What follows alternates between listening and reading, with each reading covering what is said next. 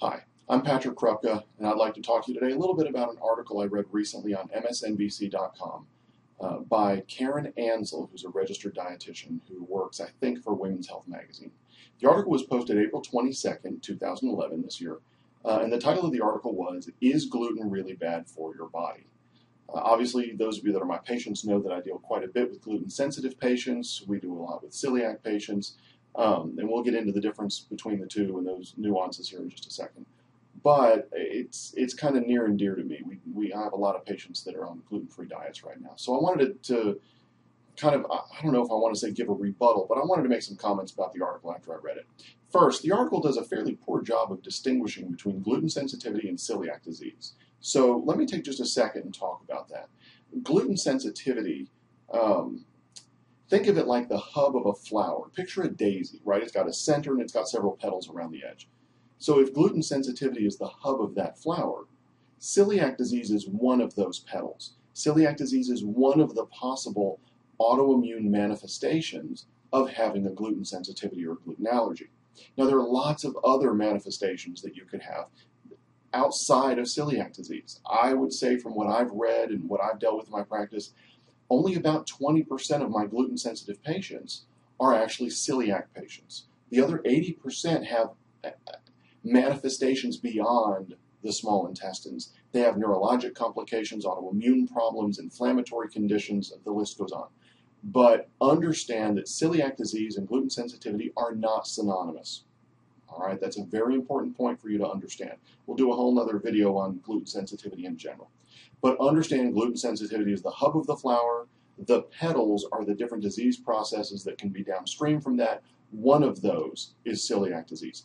It's estimated right now celiac disease, and this came from the article, may affect about 1 in every 133 Americans, and gluten sensitivity is estimated to affect close to 20 million Americans. So many, many more people affected by gluten sensitivity than we have people affected by celiac disease.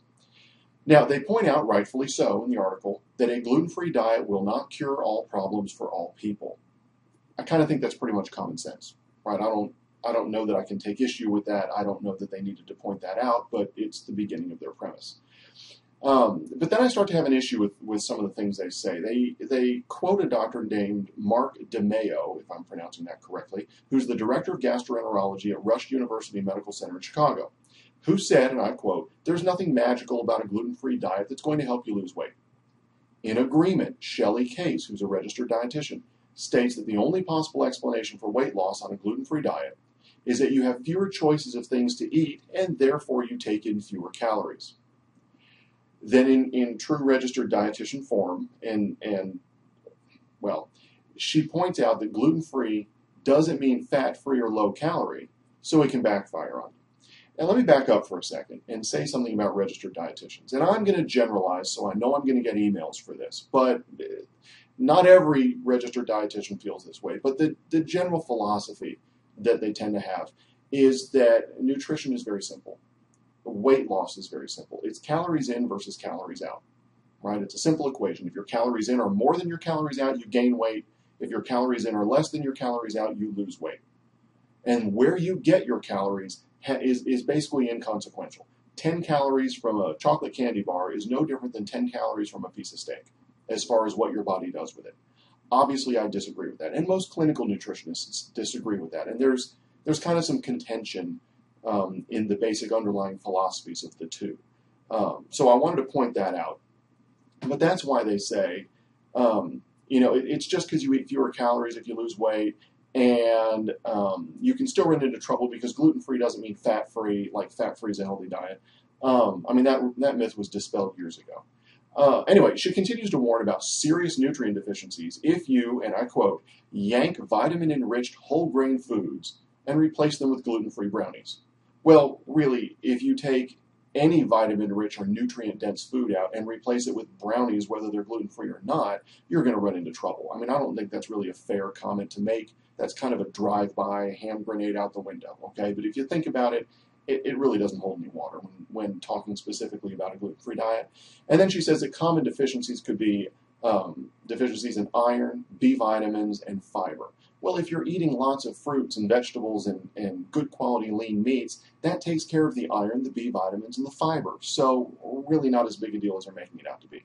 Now, at the very end of the article, another registered dietitian, if I'm pronouncing this correctly, her name is Marlisa Brown, gets in a quote that says, if you remove gluten-containing grains and replace them with fruits, vegetables, and lean meats, it can be a very healthy diet. Well, yeah, and that's kind of the point of going on a gluten-free diet. It is not to get rid of all the nutritive things in your diet and replace them with gluten-free brownies, right? I mean, that or gluten-free chocolate cookies or whatever you want to use as your example. The idea is you remove the grains from your diet and you replace them with fruits, vegetables, meats, nuts, seeds, and eggs, right? Nutrient-dense, high-quality foods. Now, I find it somewhat shameful that so many practitioners feel the need to comment authoritatively on subjects that they don't generally completely understand.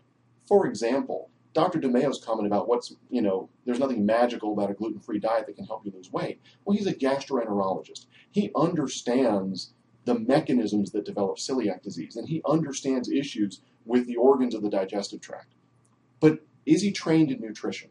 Does he understand the autoimmune response? Does he understand inflammatory cascades? Does he understand the impact that diet or food allergies can have on the rest of the body, the nervous system, the vascular system? But yet he's willing to comment and say, there's nothing magical about that. I'm not sure he really knows.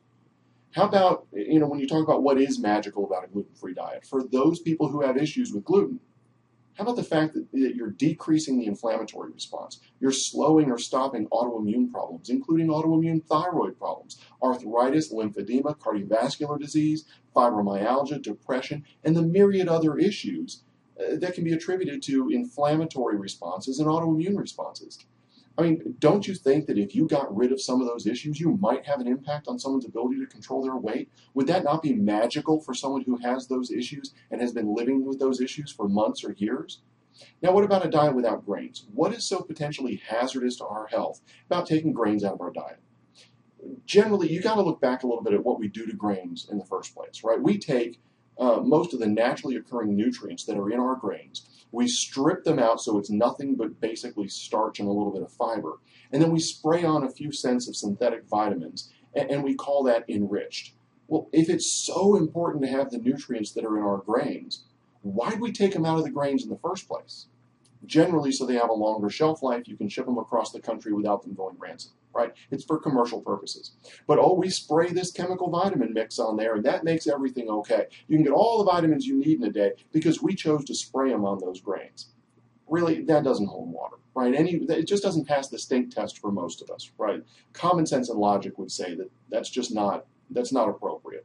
So gluten-free diets have changed thousands of lives. I mean, I've seen many in my practice. I know lots of other doctors that use gluten-free diets for their patients who have gluten issues. Grain-free diets, like the paleo diet, have been successfully implemented for many years now, avoiding the higher glycemic grains and processed foods and replacing them with fruits, vegetables, and lean meats could take an enormous stress off of our current healthcare system. Think of the amount of diabetes, heart disease, arthritis, inflammatory conditions, neurodegenerative conditions like Alzheimer's and dementia that could basically, those numbers could be cut in half, if not even better, if most of our population switched to a lower grain, higher fruit, vegetable, and meat-based diet. It's very sad for me to see people who are in positions of medical authority and nutritional authority kind of downplaying the possible benefits of a diet like this. I have a hard time figuring out what the motivation is to steer people away from a gluten-free diet or a grain-free diet, unless it's simply commercial interest for the agriculture community, which is not insignificant, by the way. And I'm sure I'll get some emails and comments from people that are in that line of business. So understand, do your research, but do not be afraid of grain-free diets. If you choose to try one for a period of time, just get rid of the grains in your diet, replace them with fruits, vegetables, good quality fat, including foods like avocados, coconut oil, egg yolks. You get good fats from flax seeds, almonds, pecans, walnuts. There are lots of good sources of fat that you can use for energy. And then get your clean, pasture-raised or grass-fed meats and meat products and free-range chicken eggs, and you'll do wonderfully well on that. I have hundreds of patients that have done great. So that's my take on the article. I look forward to hearing your input and your comments. I appreciate you watching, and I'll see you on the next video. Thanks.